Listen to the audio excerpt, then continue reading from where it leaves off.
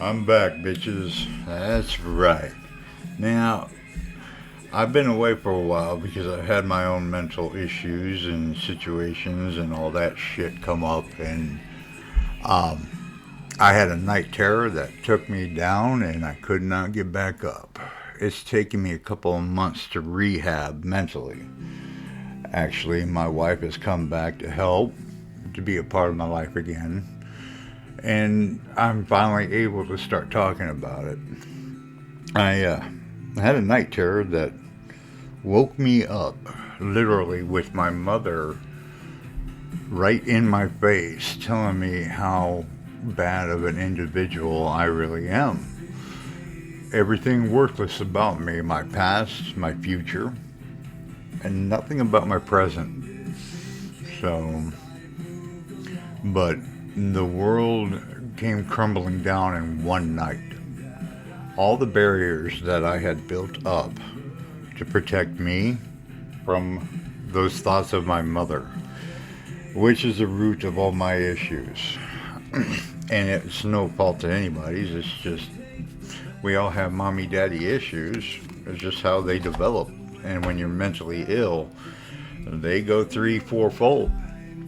So, with my mother waking me up, yelling at me and telling me who I am and who I'm not,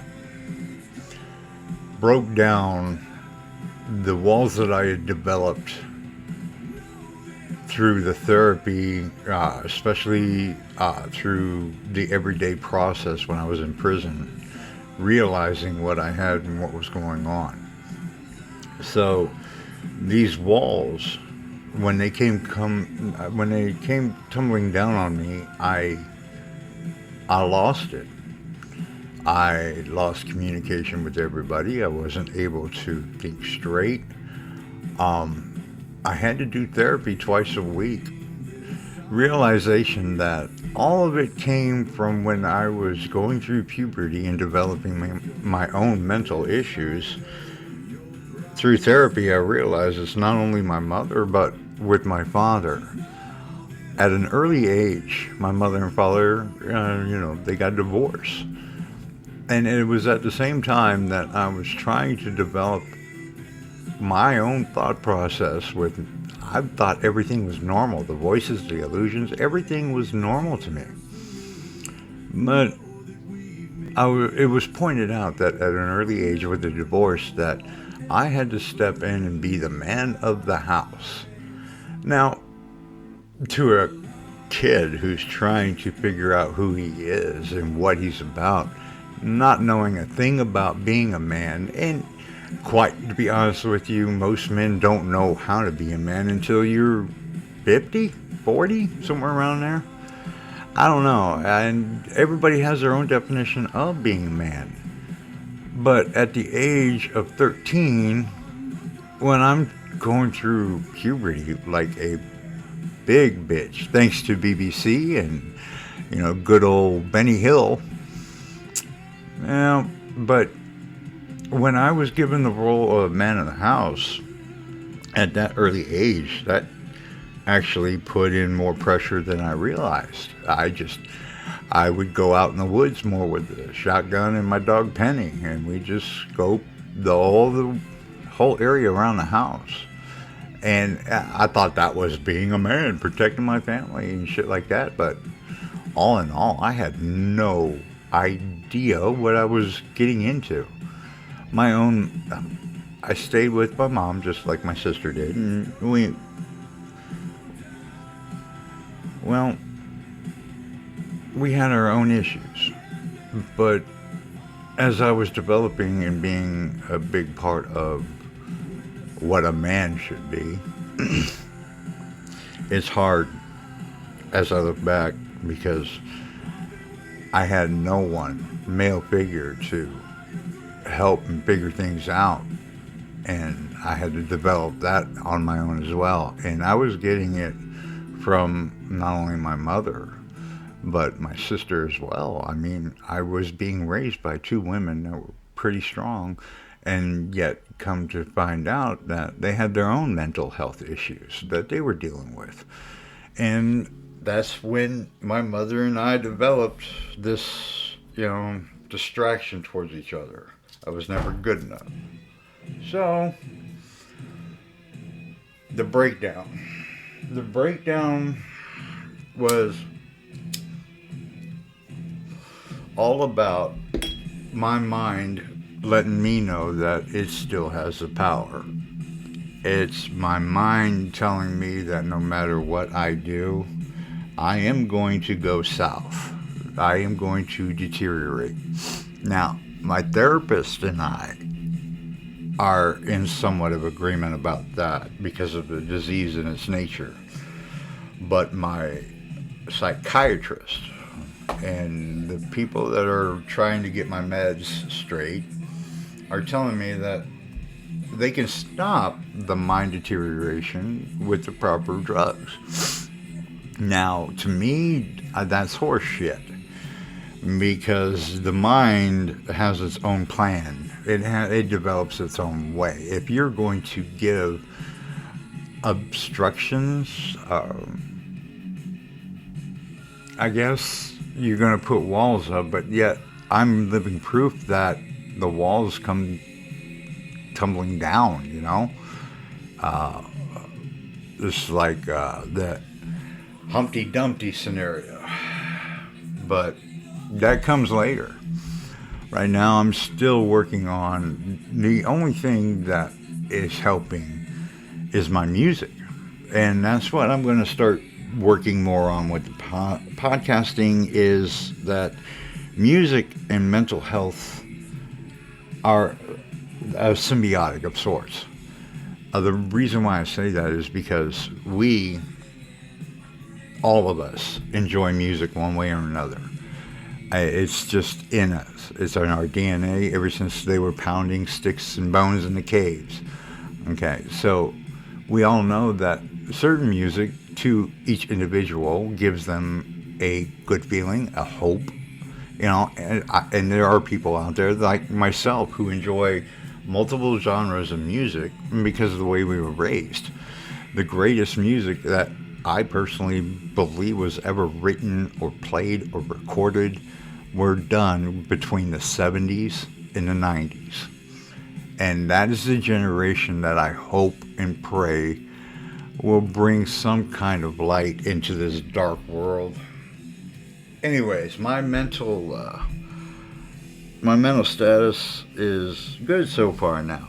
And I'm working on building custom guitars. I'm working on building the name brand of Doobie and Armstrong. And I am developing therapy, more therapeutic ways, let's just put it that way, of dealing with what I keep bottled up inside. And it's a lot of times not by choice.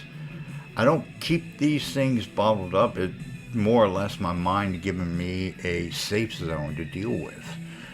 And having that safe zone, I got used to it.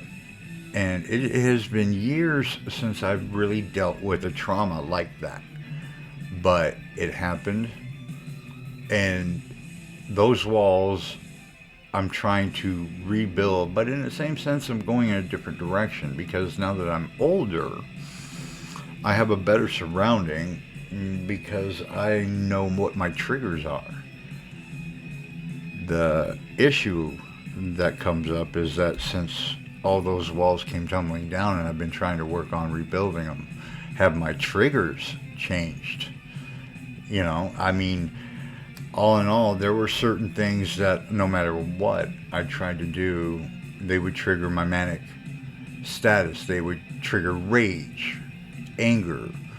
Then I would see and hear things that developed more of that emotion. Like if I was in a fit of rage, then my mind would start thinking more and more of things that would keep me fired up. Stoking up that fire, that rage, my mind is going to do because it wants that release. But that release is so violent and dangerous. And you're noticing it more and more in the news. A lot of people are just lashing out. They don't know how to release, so it's becoming a violent nature. But there are other ways. There are other things going on with therapy, with medications. The biggest thing that a lot of people don't tell you until now is that observing your friends, knowing who they are, be more open with the people you're surrounded with. Let them in more. Talk to them, and they will talk back. You have to be the one to start it.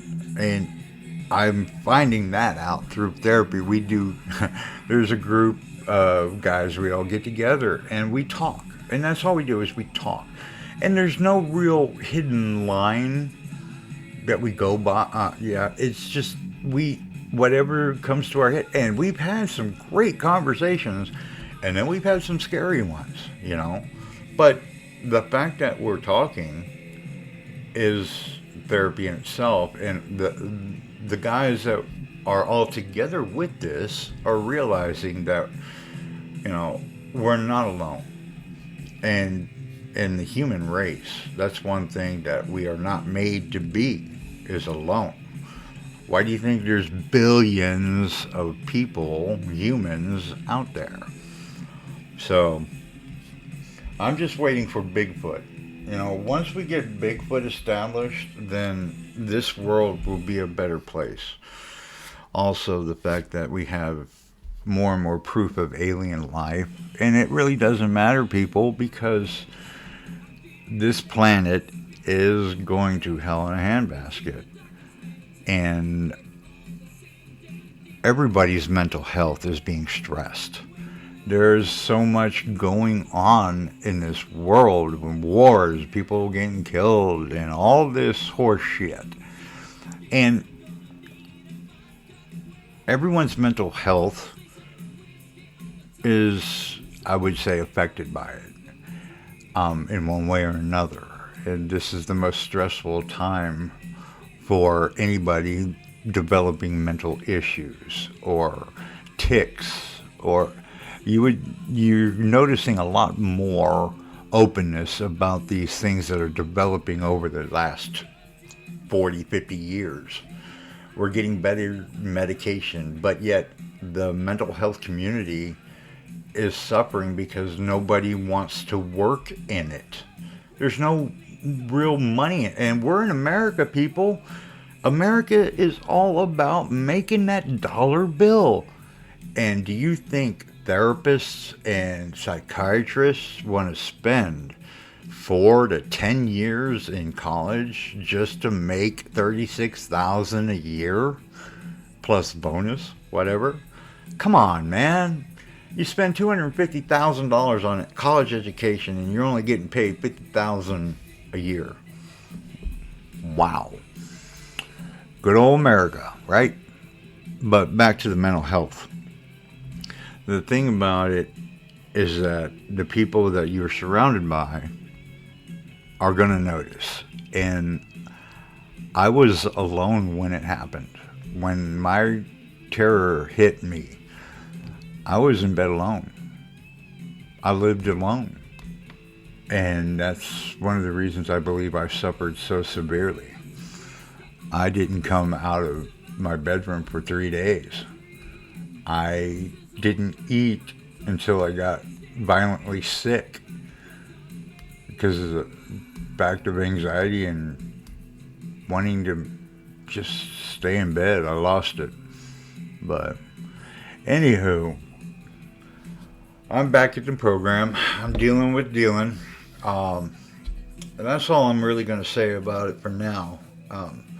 But when it comes to these podcasts coming up, I'm just going to do the mental health with music. The two things I know best in life. I will be probably working on guitars while I'm doing the podcast. I might even do some YouTubing of both. I don't know yet. I want to make sure that I get a fan base going stronger before I do the YouTube, which would probably make it more stronger. But On Facebook, I'm always active. I'm on Instagram now too. And the world is a vampire. Basically, it's going to suck you dry.